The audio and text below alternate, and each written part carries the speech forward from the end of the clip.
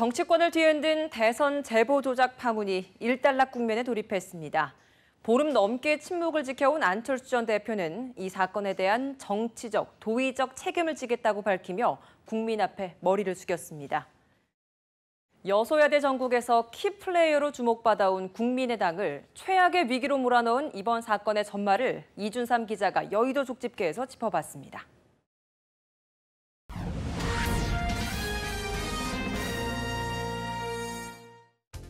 지난달 26일 국민의당 박주선 비대위원장이 예정이 없던 긴급 기자회견을 자청했습니다. 초유의 대선 제보 조작 사건이 처음으로 드러난 순간이었습니다. 당시 국민의당에 제보된 카톡 캡처 화면 및 녹음 파일이 조작된 것으로 밝혀졌습니다. 문재인 대통령과 아들 문재용 씨에게 진심으로 사과를 드립니다. 국민의당이 대선 직전 터뜨렸던 문 대통령의 아들 문준용 씨 채용 의혹 관련 제보가 알고 보니 이움이라는 한 당원의 조작에서 비롯됐다는 충격적인 내용이었습니다.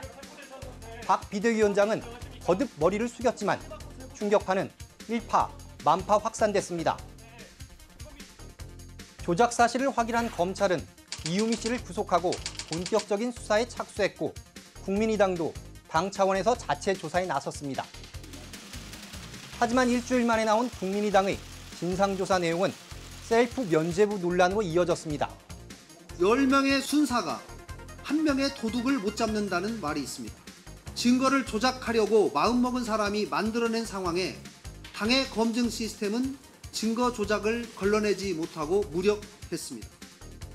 종합적인 결론은 이유미의 단독 범행으로 잠정 결론 짓고 대선 당시 시간이 촉박해 검증이 부실했다는 점은 인정하면서도 당 차원의 개입은 절대로 없었다는 겁니다.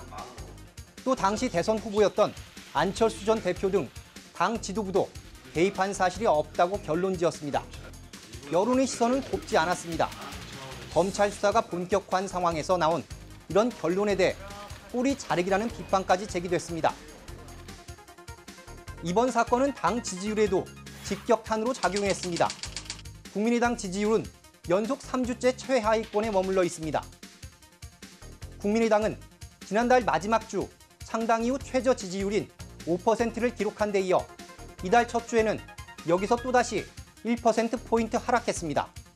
지난주에도 5%로 여전히 원내 정당 가운데 최하위입니다.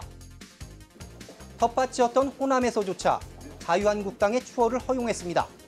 이러다 보니 당 안팎에서는 당이 쪼개지거나 민주당이 흡수될 수 있다는 우려감도 증폭됐습니다.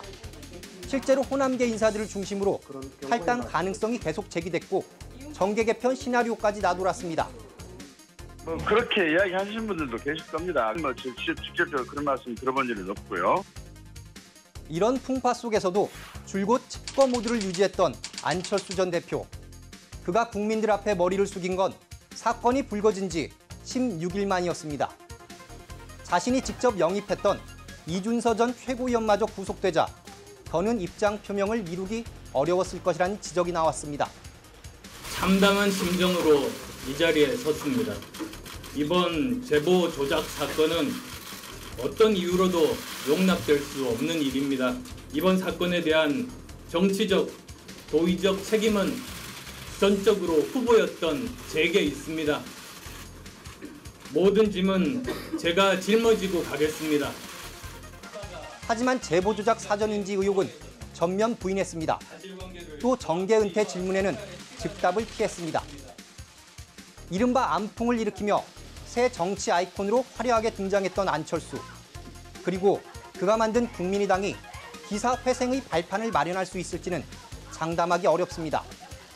하지만 정치권은 안 전 대표의 행보에서 좀처럼 시선을 떼지 못하고 있습니다.